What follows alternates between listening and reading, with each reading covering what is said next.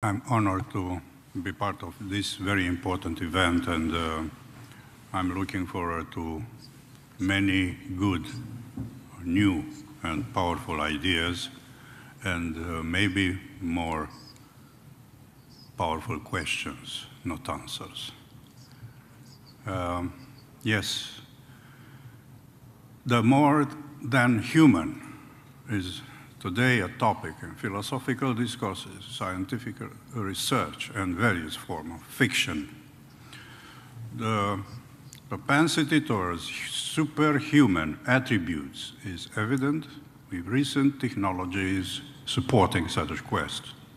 A discussion on the spiritual senses is so important for the current debates on transhumanism. Transhumanism assesses the implication of using new sciences and technologies to improve human mental and physical abilities. As a doctrine, transhumanism asserts that ameliorating and correcting the imperfections of human nature is not only possible but required. However, this expansion of human abilities and correction of all imperfections involves a significant hazard, the transgression of human nature's boundaries. Thus, human being should suffer radical transformation toward the post-human condition, which takes a certain kind of transcendence.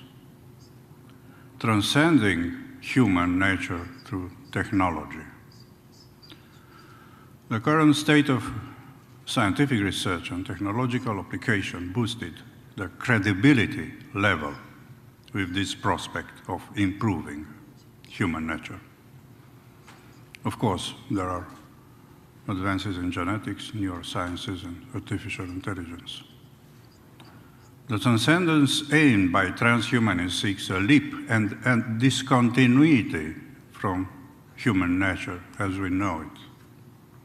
Throughout the history of European philosophy of past centuries, scenarios of overcoming human nature and becoming superhuman have constantly emerged. The actual state of technology takes this recurring theme from above to trans.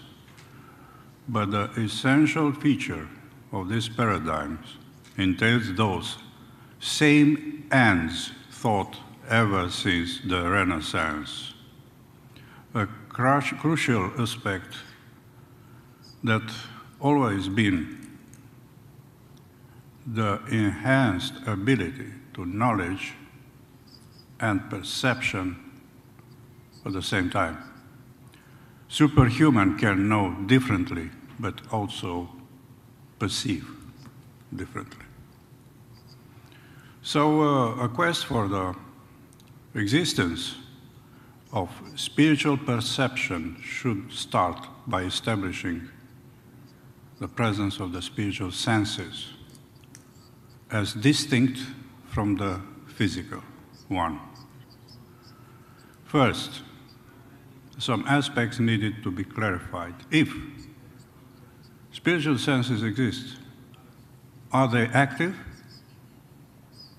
continuously or in exceptional instances? What relationship is there between the spiritual and physical senses? Do they duplicate the latter, interfering in any way? What are the effects on the body if the spiritual senses are activated only in certain situations? On the other hand, evaluating the paradigms of the spiritual perception understanding should focus on several matters, including how the act of spiritual perception manifests. Does it belong to conscious and deliberate activity, or is instead a passive process? What facilitates the act of spiritual perception? Is spiritual perception a conscious or unconscious act? And if it is a conscious act, to which extent? And lastly, what is the role of spiritual practice in gaining spiritual perception? For Plotinus in late antiquity, spiritual perception is the only one to acquire true knowledge by separating impressions from the sensible level. Spiritual perception is not produced by senses belonging to the spiritual level. Still, it emerges when the return to self occurs as a self-consistent activity aimed at experiencing the union with the source of the intellect. Spiritual perception leads to a self-level where average intellectual impressions are separated from those of the sensible level. Spiritual perception is not produced by senses belonging to the spiritual level. Still, it emerges when the return to self occurs as a self-consistent activity aimed at experiencing the union with the source of the intellect. Spiritual perception leads to a self-level where normal intellectual functioning is transcended and transformed in a non-dual experience of identity with the source that makes it possible. From the Neoplatonic perspective, one must be a god to know oneself. Plotinus argues that man transcends his humanity this way. In the Christian approach, the possibility and meaning of spiritual perception were viewed, of course, differently. At least two fundamental aspects were dissimilar. Spiritual perception cannot be an exclusive result of human initiative, and secondly, the purpose of one's spiritual experience is not the identification with its source, because there is an unconscionable ontological distinction between the subject and the object of experience. Patristic anthropology describes human using the paradigm of person, which implies a different understanding of the soul-body relationship. The person is body and soul, not essentially soul. So when affirming the existence of spiritual senses, this must be done together with the physical one. There cannot be just a spiritual perception by leaving aside the contribution of the body's senses. So the fundamental aspect is that had to be expressed in the patristic tradition was the relationship between the physical and spiritual senses. There have been several approaches to the parallelism issue between the two sources of perception.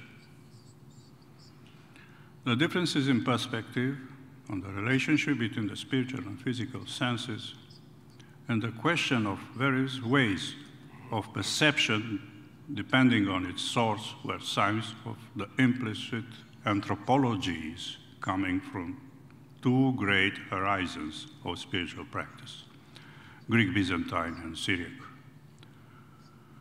As Paul Gavrilyuk indicates, early Christian spiritual perception vocabulary is fluid and does not use expressions like spiritual perception or spiritual senses. The patristic authors often speak of one sensory modality, such as vision or audition, for example, or a sense organ, such as eyes or ears, as a reference to spirit, heart, mind, soul, or faith. Ears of heart, eyes of the mind, and so on. Gavrilyuk says that there are two main models of spiritual perception. The first model treats spiritual perception as a perceptual power sui generis. In Greek patristic literature, this power is often located in nous, the center of the self that unites mind, heart, and will. For example, John Climacus seems to have this model of spiritual perception in mind when he used expression noetic perception and locates the relevant power in the nous. Noetic perception is an activity that could be acquired when the ordinary senses do not operate ordinarily or do not operate at all. The second model proposes an analogy between the spiritual sensorium and the 5 physical senses. The operation of the physical and spiritual sensorium may be conceived in 3 different ways. First, the physical and spiritual sensorium may be understood to function disjunctively. Spiritual perception activates when physical senses are inoperative or subdued by ascetic effort. Second, the spiritual sensorium could be understood as working in tandem with the physical sensorium, apprehending the aspects of reality not otherwise captured by the physical sensorium. Such a view could be found in such authors like Maximus, the Confessor, among others. Accordingly to this third view, there is one unified perception apparatus, and spiritual perception is transfigured, graced, and deified. It's a special state of physical perception. But Isaac of Nineveh, Isaac the Syrian, yes, expresses a distinct patristic perspective on spiritual perception that appears in Syriac Christianity. Isaac lives in the same 7th century as Maximus, the Confessor. But he had different goals, using a different vocabulary. The parallelism between the spiritual and physical senses and their relationship is no longer in question. The focus is shifted to the state of rapture, where the actual spiritual senses and spiritual experience occurs. Spiritual perception is described as a state of discontinuity of the normal function of the mind and senses, which occurs when the mind and senses cease to function naturally. So I'll skip some of these very interesting ideas of Isaac the Syrian.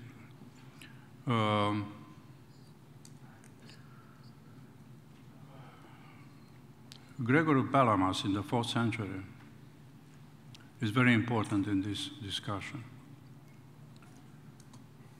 because he used another vocabulary, and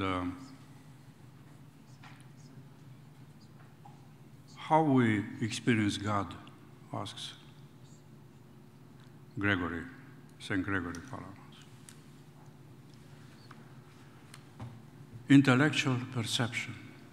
The power of man to be united with God is an activity neither of senses nor of intellect. Our intellect has an intellectual power, permits to see intelligible things.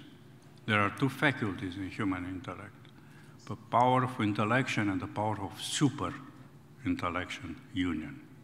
The intellectual perception is beyond natural sense perception. Our intellect is elevated toward the first intellect. You see the Neoplatonic vocabulary. According to each measure, which is progress.